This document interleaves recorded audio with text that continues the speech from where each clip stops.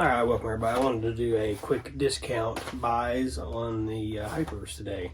This here is the Siege 50, and I will also be talking about the Mach 100. I bought both of these at discount. They work like they're supposed to, but I'm not a Hyper fan, so if you are a Hyper fan, they're both nice. This is a Springer, so you pump and then shoots a hose 50, and then your hopper you load it here. But anyway, this, like I said, I think we paid $13 for this.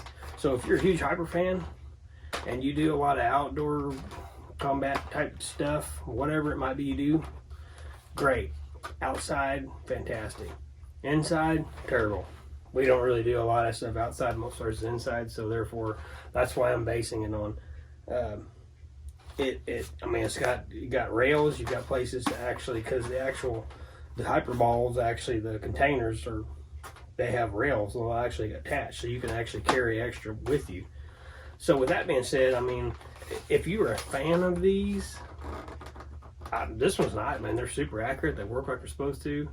Kind of wears you out. The only thing I don't like about Hyper or Rival is you got to constantly do this to keep them going down when you're messing with the Springers. I've also got the, I think it's Rush 40. I really don't like that one at all. But they work as intended. Don't have any really major issues. Every once in a while this one will shoot double, but pretty accurate. I'm just not a Hyper fan. So if you are a fan of these, then yes. If you are not, then no.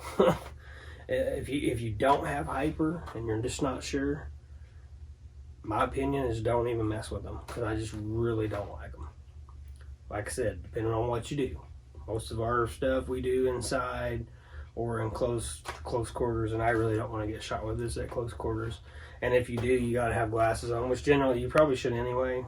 We got masks and all kinds of stuff that we wear when we're messing with megas and other stuff, but so not really house friendly as far as I'm concerned. So that's why I don't really like them, and they bounce all over the place. But works like it's supposed to. So if you are a fan of Hyper, there's nothing really wrong with this at all. I really like it. It's pretty accurate, and on a discount, man. I mean, I think this is like $50 new, but at discount, like I said, I think I paid 14, maybe 12. I don't remember exactly. It's worth it if you're a Hyper fan. Now we're going to move on to the Mach 100. So to me, it's kind of like a Percy's, really. Takes 6D batteries right in here. It's super duper heavy. Holds 100. Loads right here. It's actually got the little stir in there like a Nemesis does. So it works okay. I mean, it does hit the 110 foot a second is what they say. It's super duper heavy. It's kind of hard to load. But really don't have a lot of problems with it. It works pretty good. Like I said, it is really heavy because of all the D's. But it goes back to the same thing. If you're a Hyper fan, this one's going to be a little less performing than the Springers, but it's definitely cool because it will absolutely empty that hopper pretty quick. It really didn't take very much time at all. So it definitely lays a whole lot of firepower down.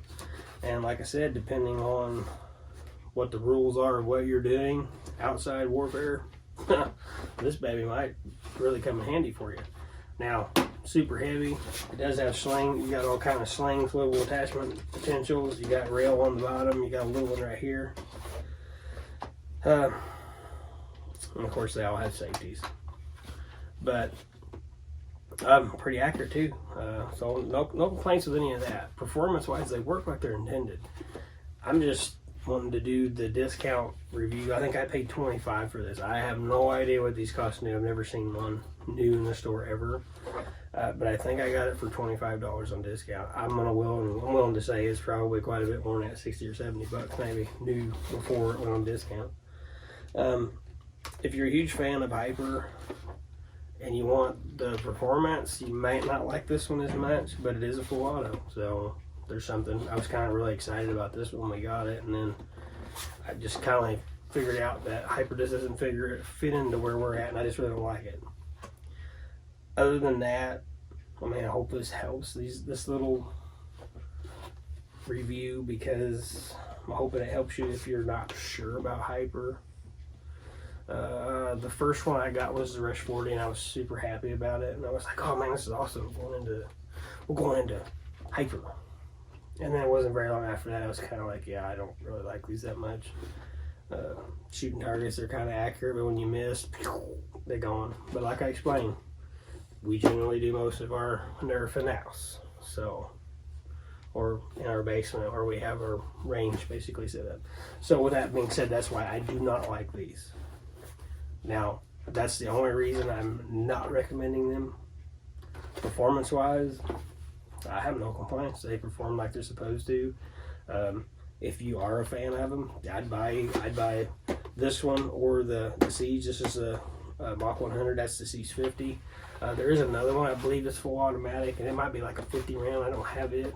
The pistol would be okay to carry as a secondary in some sort of competition, or whatever it might be, HVZ or whatever. But I really don't like it. It hurts your hand. I really don't like it. But it would be good as a sidearm if that's what you're going to carry it for. As a primary, it'd be terrible. Like I said, I do have it, but we got it toted up and another tote in the other room. But yeah, I hope this helps you with your decisions of Hyper and discount buys. I just wanted to share my insight on them and my not really like for them. But yeah, hope that helps somebody. Thanks for watching.